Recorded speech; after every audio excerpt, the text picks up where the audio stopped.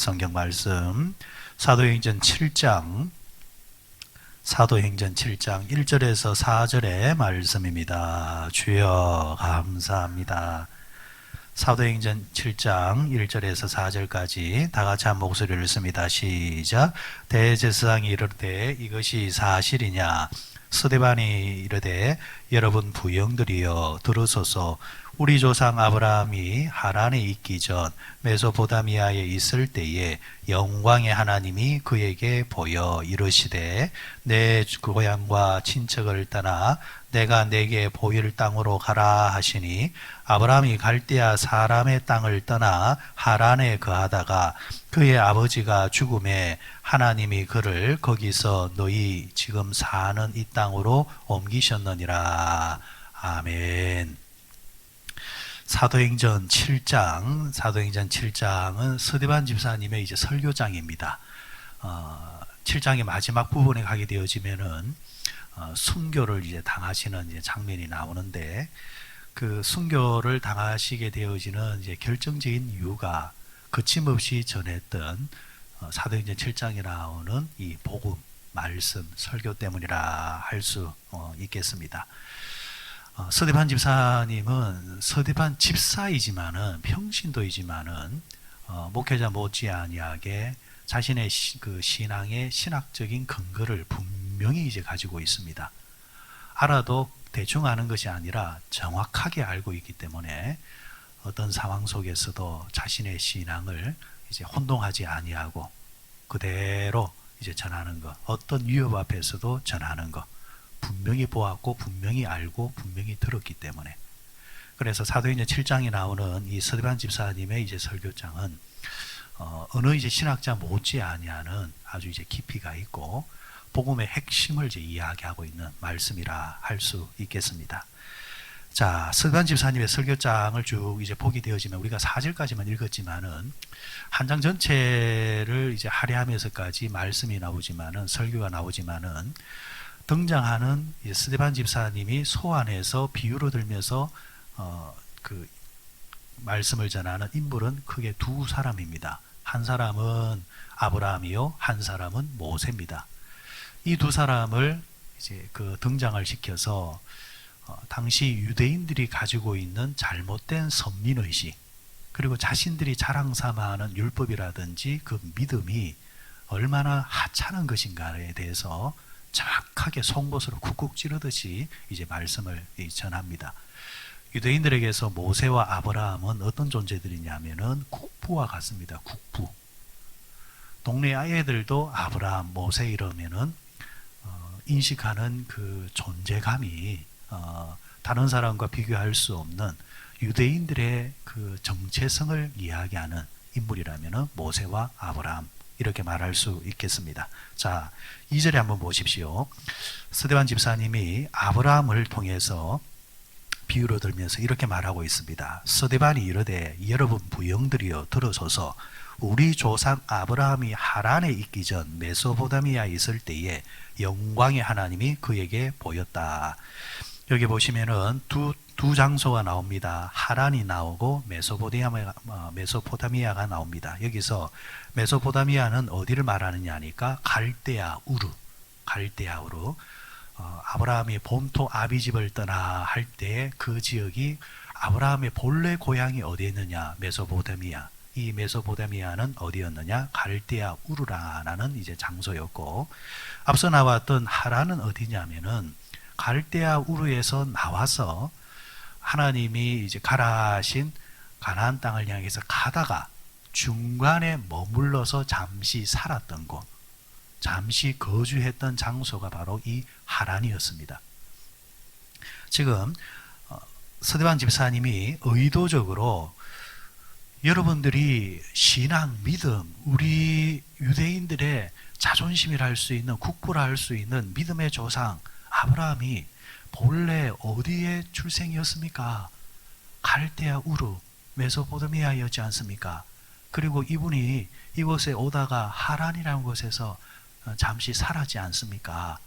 지금 아브라함이 의도적으로 지금 아브라함의 원래의 그 고향에 대해서 이야기를 합니다. 여러분 그거 있지 않습니까? 우리가 어떤 사람을 이제 존경하고 아니면 어떤 사람을 추앙하고 어떤 사람을 신격할 때에 그 사람의 과거가 그렇게 좋지 않다고 한다면은 의도적으로 그걸 지워버리든지 빼버립니다. 빼버린단 말이에요. 지금 내가 이제 통치하고 있는 이곳에서, 내가 권력을 가지고 있는 이곳에서 지금 사람들에게 내 과거를 드러내면 오히려 손해다 싶으면은 과거에 대해서는 절대로 언급을 하지를 않고, 그 사람을 신격화시켜 주는 사람들도 그 부분을 포장을 싹 해버립니다. 그런 면에서 아브라함에게서 이 갈대아 우르 메소포타미아는 드러내면은 그렇게 좋은 것이 아닙니다. 왜? 아브라함은 믿음의 상징인데, 믿음의 아이콘인데, 이 메소포타미아는 믿음의 상징이라 할 수 있는 이스라엘 사람들이 자부심으로 느끼고 있는 이스라엘 가나안 땅의 땅이 아니란 말이에요. 이방 땅이란 말. 이방 땅. 이방 땅이라는 말은 이방인을 상징하는 거고, 이방인들은 유대인으로서 아침에 일어나면 기도할 때에 하나님, 유대인으로 태어난 것에 대해서 너무 감사합니다. 그러니까 이방인에 대해서 저주하다시피 할 정도로 아주 그렇게 생각하는 알레르기 반응을 일으키는 사람인지라, 자신들이 국부로 여기고 있는 믿음의 조상 아브라함이 출신이 이방인이었다, 이 자체가 안 맞다라는 거예요. 그래서 아브라함에 대해서는 이야기하되 아브라함의 출신과 그 사람의 고향에 대해서는 말을 안 하는 것이 유대인들의 오래된 몸에 배인 습성입니다. 자, 그런데 지금 이 스데반 집사가 고개를 쿡 찌르는 겁니다. 사실 여러분들이 우리가 자랑 삼고 있는 아브라함, 그분도 원래는 이방 사람이었지 않습니까? 이방에 살던 그분이 하나님을 통해서 은혜를 받아서 믿음을 가지고 우리의 믿음의 조상이 되었지 않습니까? 그러니까 지금 스데반 집사님은 인간이 가지고 있는 그 믿음, 이 아브라함이라는 그 사람이 가지고 있는 그 상징성은 사실은 알고 보면 아무것도 아니고, 우리가 정작 생각해야 될 것은 뭐냐면은 아브라함이 아니고 아브라함에게 믿음과 은혜를 주신 하나님이지 않습니까? 하나님 때문에 그분이 믿음의 조상이 됐고, 하나님 때문에 그분이 우리에게 상징적인 인물이 되었지 않습니까? 그렇다고 한다면은 우리가 포커스를 맞춰야 될 것은 오늘날 우리의 믿음도 아니고 우리의 율법적인 열심도 아니고, 변함없이 오늘도 우리를 선택해 주시고 인도해 가시는 그 하나님의 은혜, 하나님의 의도에 우리가 초점을 맞춰야 됩니다.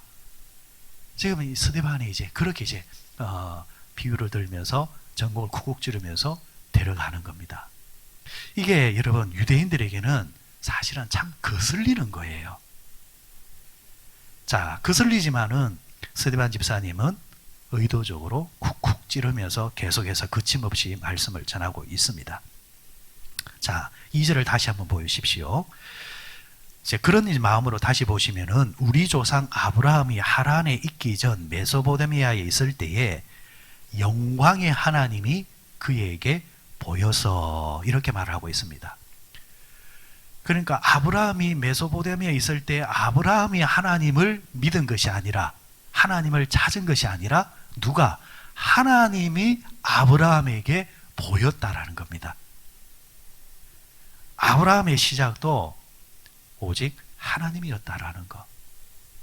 그리고 여기서 조금 더 나가서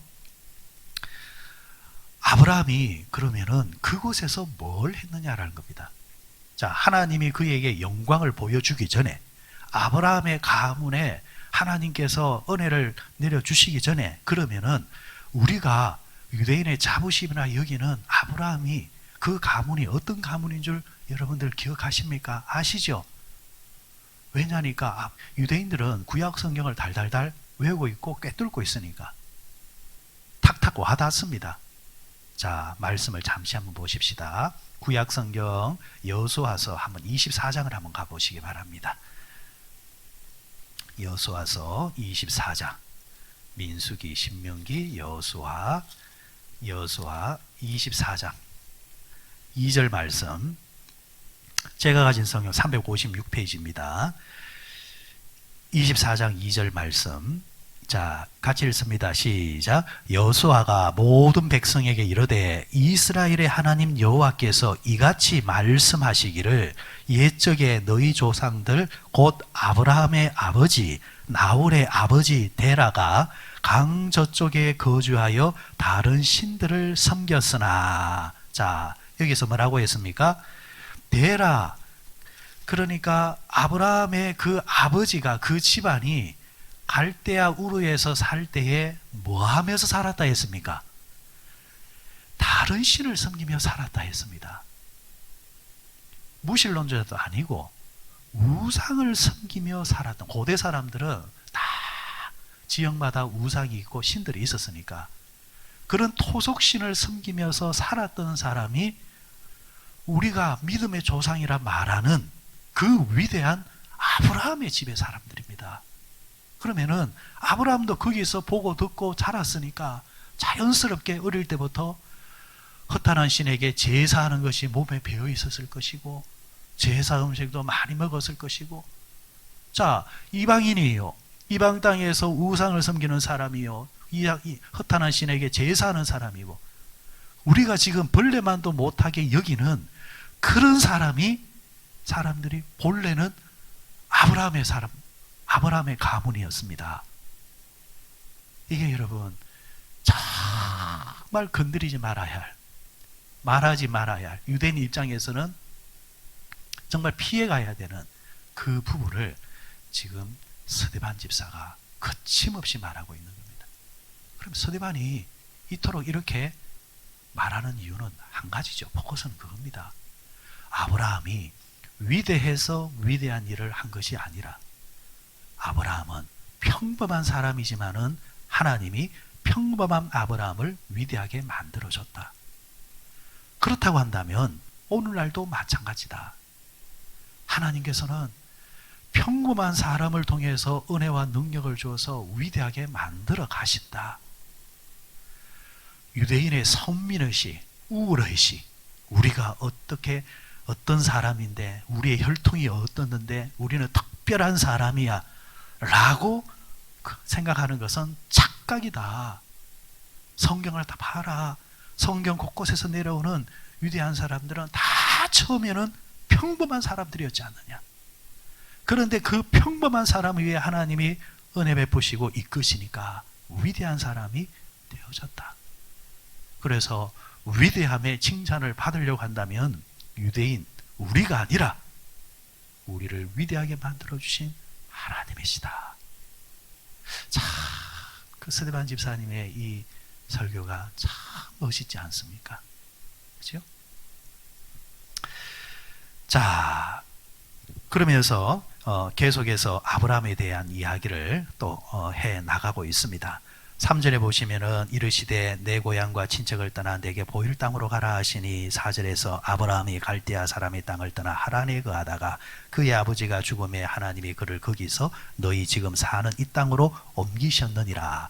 그러니까 아브라함이 곧장 온 게 아니라 하란이라는 곳에 머물러 있다가 아브라함의 아버지 데라가 그곳에서 사망하니까 아브라함이 그곳에서 다시 이제 식소들을 데리고, 이제는 가장이 바뀌었으니까, 아버지가 돌아가셨으니까 이제 큰아들이었던 아브라함이 이제 식소들을 데리고 바로 이곳에 옮겨오게 되었다. 자, 그러면서 읽지는 않았지만은 제가 5절 한번 볼게요. 그러나 여기서 발붙일 만한 땅도 유업으로 주지 아니하시고 다만 이 땅을 아직 자식도 없는 그와 그의 후손에게 소유물로 주신다고 약속하였으며, 아브라함의 이야기를 쭉 해나가는데 아브라함의 이야기 속에서 뺄 수 없는 이야기가 뭐냐면은 그 후손에 관한 이야기입니다. 자식에 관한 이야기입니다. 우리가 알고 있는 이삭이 얻게 되어졌던 그 과정을 잠시 보면은 아브라함이 하란에서 가나안 땅에 이제 들어왔는데 마침 그 해에 기근이 생깁니다. 기근. 오는 날이 장날이라고 가장 힘들 때에 그 땅에 가뭄이 임했을 때 아브라함이 가나안 땅에 발을 내디딘 겁니다. 이제 먹고 살 일이 이제 막막하단 말이에요. 그래서 아브라함이 어떻게 하느냐? 식솔들을 데리고 애굽 땅으로 잠시 내려갑니다. 애굽에는 항상 뭐가 흐르니까 나일강이 흐르면서 곡물 농사는 항상 되고 있으니까 그곳에서 이제 조금 먹는 문제를 해결하려고 하는데, 아브라함이 자신의 부인이 사라가 참 많이 이뻤는 모양입니다.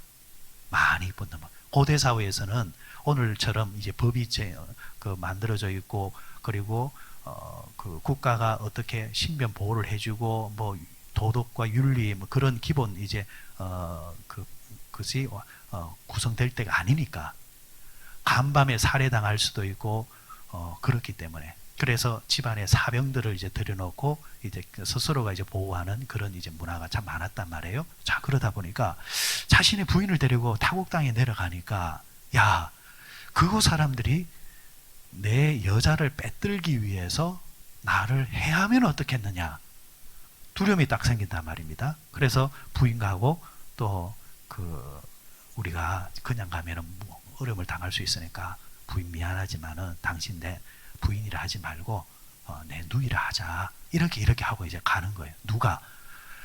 유대인들이 믿음의 조상이라 말하는 그 위대한 사람이, 그죠? 자, 그래가지고 내려갔단 말이에요. 그런데 그게 또 잘못돼서 사달이 되어서 또 문제가 꼬이고, 그렇지만 그때도 하나님이 어떻게 하시느냐?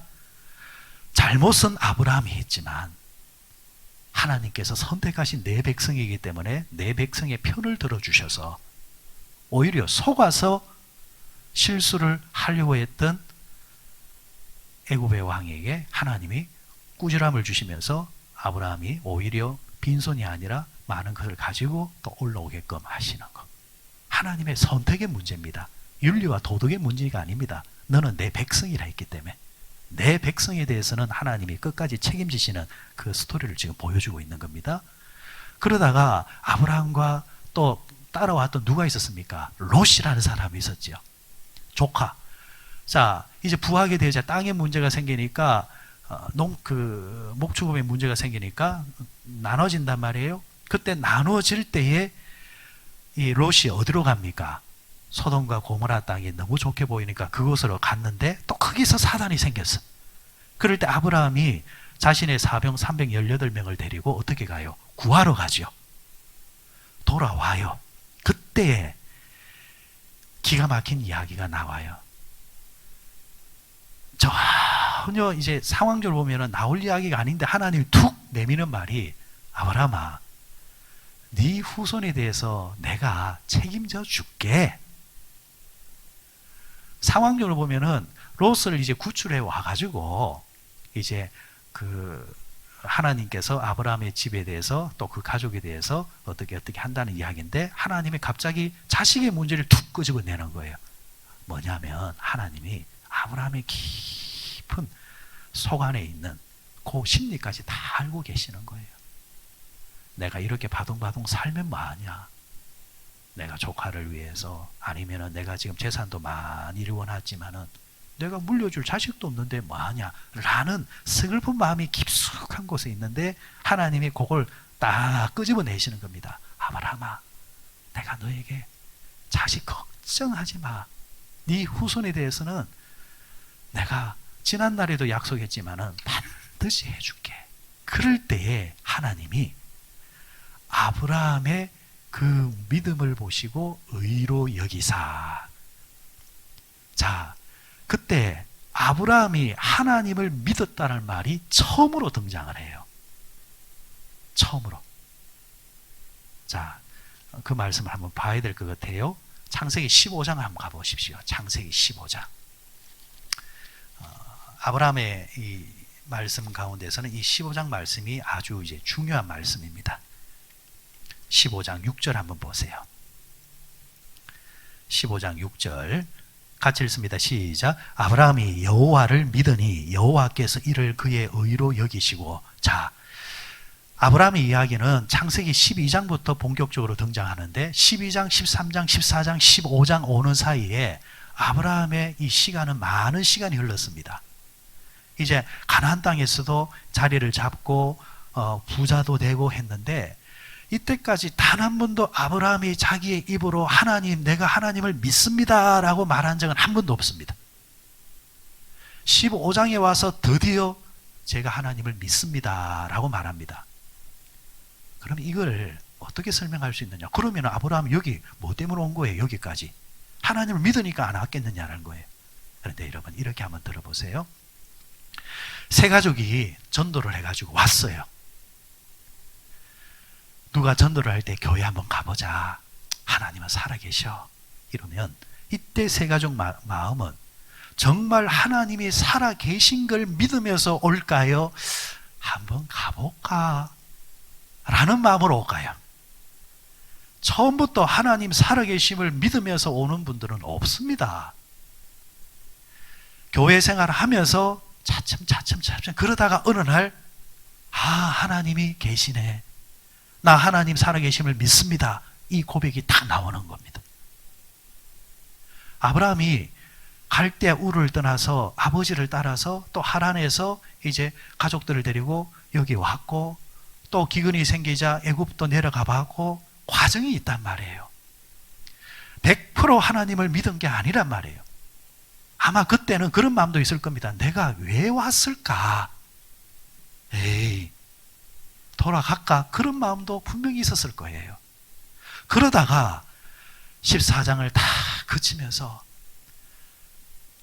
이제야 내가 하나님을 믿습니다. 하나님, 나 이제 흔들리지 않을 겁니다. 그러니까 하나님이 그것을 의로 여기사 했단 말이에요. 그것을 의로 여기사. 그것을 의로 여기사 하나님께서 그를 이뻐하셨다. 저는 이 대목을 이런 상상을 해봤습니다. 말씀을 잠시 이 구절을 보면서 무릎을 탁 치면서 이거겠구나. 자, 아버지가 이제 출근을 하고 돌아옵니다. 아장아장 걸어다니던 아이가, 아침에는 아장아장 걸어다니던 아이가 저녁에 와서 문을 열고 들어가 보니까 이 아이가 걸어서 아빠 이런단 말이에요. 어이구, 내 자식 이제 걸을 줄 아네. 어이구 아빠, 어이구 아빠도 할 줄 아네. 이 감격이지 않겠나. 하나님이 어린애 같은 아장아장 걸어다니던 이 아브라함이 이제 비로소 믿음의 눈을 떠가지고 하나님을 향해서 아버지를 할 줄 알고, 이전까지는 하나님이 아브라함에게 걸어갔는데 이제는 아브라함도 한 걸음 걸어올 줄 알게 되었네. 하나님은 다른 걸 의로 여기시는 것이 아니라 그 고백 자체를 의로 여겼다라는 것, 이게 믿음이라는 겁니다. 그러면 결론의 이야기는 이겁니다. 그럼 우리의 믿음이라는 게 도대체 뭡니까? 우리가 뭘 했다는 거창한 거 아니지 않습니까? 결국은 다 누가 하셨습니까? 하나님이 하셨지 않습니까? 다만 우리는 하나님을 믿는다라는 그 한 가지인데, 하나님은 그 한 가지에 감동 감화하셔서 우리를 이렇게 인도해 주시고 있습니다. 그런데 여러분, 부형들이요, 우리는 오늘날 그 믿음을 왜 자랑합니까? 우리가 하는 그걸 뭘 그렇게 대단하다고 그렇게 사람들 앞에서 의시됩니까? 아무것도 아닙니다. 부형들이요, 자랑할 것은 우리에게 믿음 주신 하나님, 우리를 구원해 주신 예수 그리스도밖에 우리의 자랑거리가 없습니다. 스데반 집사의 설교는 핵심은 바로 요겁니다. 그렇다면 오늘 아침에 우리도 이 말씀을 받으면서 이런 결론을 내려야 되겠죠? 앞으로 살아가는 평생 동안 나의 나 된 것은 내가 아니라 하나님이라. 나를 나로 만드신 것은 하나님이라. 결코 우리의 믿음을 자랑할 것도 없고, 우리가 세상적인 것을 좀 가졌고 것도 누리고 있다고 해서 그것 가지고 의시될 것도 없고, 우리가 가진 것은, 자랑할 것은 내게 은혜 주신 하나님밖에 없다라는 거. 이 믿음의 자리가 딱 형성되면요, 다르게 말 안 해도 하나님 보시기에 알아서 믿음 생활 잘하게 되어 있습니다. 여기서 벗어나서 내가 뭘 할 수 있고 내가 어떻다 하는 순간부터 스데반 집사를 돌로 쳤던 유대인이 돼가버리는 겁니다. 하나님이 이 아침에도 우리가 의로워서 내가 된 것이 아니라 하나님의 은혜와 구속으로 되었으니 주여 이 은혜를 잊지 않게 하여 주시고, 항상 나의 나 된 것은 하나님이라 자랑하면서 자랑할 것은 하나님밖에 없습니다 고백하면서 항상 믿음의 삶을 살게 주옵소서 기도하시는 우리 모두 되시길 바랍니다.